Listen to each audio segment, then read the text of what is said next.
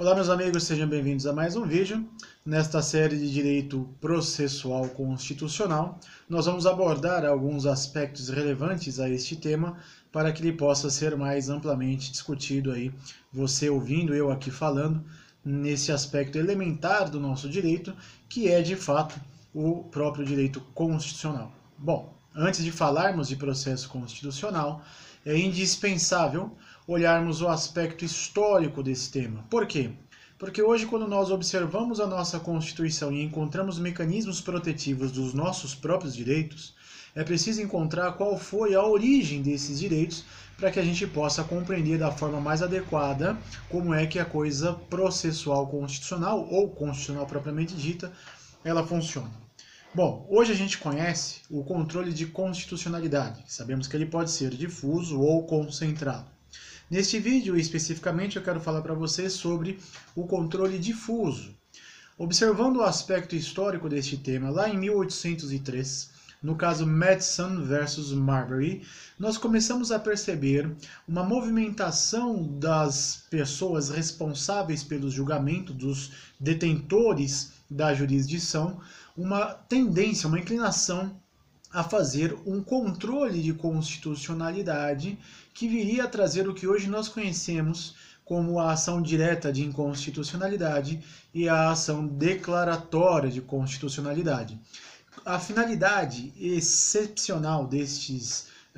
eventos a que eu me refiro, e que hoje o nosso direito entende, ela é simples. Tem por finalidade o quê? Proteger a Constituição para garantir que ela não saia dos seus trilhos e, não obstante, afastar qualquer possibilidade de abuso do poder e até mesmo limitá-lo para que isso não aconteça. Ainda no aspecto de historicidade, nós vamos observar o caso Marshall, em que a gente percebe que a corte, na ocasião norte-americana, também já se debruçava sobre esse aspecto no sentido de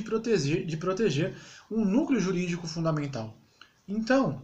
o controle de constitucionalidade, ele é, ao fim e ao cabo, uma técnica que visa garantir que a Constituição não saia dos trilhos em que ela foi colocada e, afastando o abuso de poder a partir de uma limitação que é imposta a ele, visa garantir que todos os valores constitucionais auferidos na Carta Magna não só sejam preservados, mas como sejam perpetuados, possibilitando apenas que eles venham a melhorar com o passar do tempo e nunca retroceder. Por isso que hoje você fala cláusula pétrea, por isso que hoje você fala garantias fundamentais, por isso que hoje você fala que é inconstitucional alguma coisa. Nós temos que olhar o ordenamento jurídico e entender a hierarquia das leis para poder falar o que é constitucional e o que não é. Claro que o tema deste vídeo não é falar sobre esse tema, mas é importante você compreender que existe a hierarquia das leis. E a maior de todas é certamente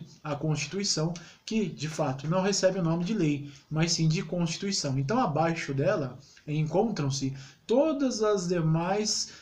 regulamentações, normatizações, legislações que devem, pelo princípio da simetria, serem iguais aos valores da Constituição para que seja promulgado, para que possa produzir os seus efeitos. Então, quando hoje nós olhamos uma ação declaratória de constitucionalidade ou uma ação direta de inconstitucionalidade, é preciso voltarmos no tempo, olhar o caso Madison versus Marbury, onde a gente vê, como eu disse para vocês, uma tendência, né, a uma proteção constitucional que tem por finalidade garantir que não haja abuso do poder e que se imponham os limites a ele para que isso aconteça, e também acaba gerando aí o controle difuso de constitucionalidade como hoje nós o conhecemos. Não obstante, o caso Marshall, em que se percebe a tendência de um tribunal na proteção a um núcleo jurídico fundamental, que é efetivamente, ao fim e ao cabo, a própria Constituição. Então, este vídeo foi referente à historicidade, os aspectos da história, né, das questões processuais constitucionais, porque afinal de contas, quando a gente fala de ação declaratória de constitucionalidade ou ação direta de inconstitucionalidade, é processo constitucional, evidentemente, e o que eu quero é que você entenda é que sim, essa história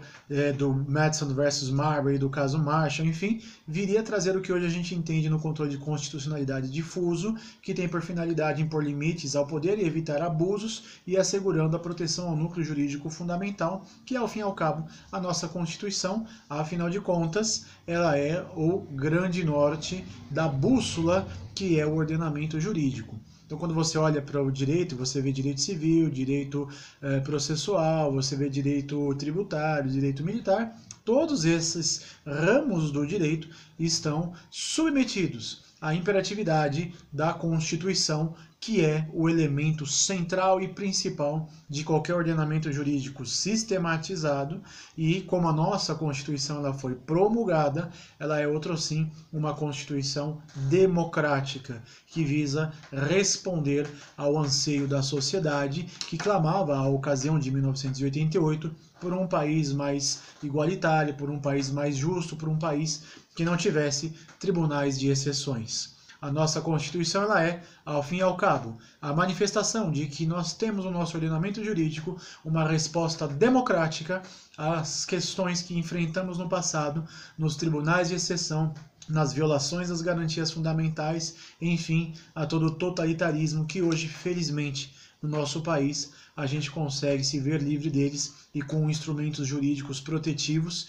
que visam garantir elementos fundamentais, que são também constitucionais, seus e meus, como na figura da dignidade da pessoa humana, devido processo legal, contraditório e ampla defesa e por aí vai, tá bom? Eu espero que vocês tenham gostado deste vídeo. Pela sua atenção, muito obrigado e até o próximo vídeo.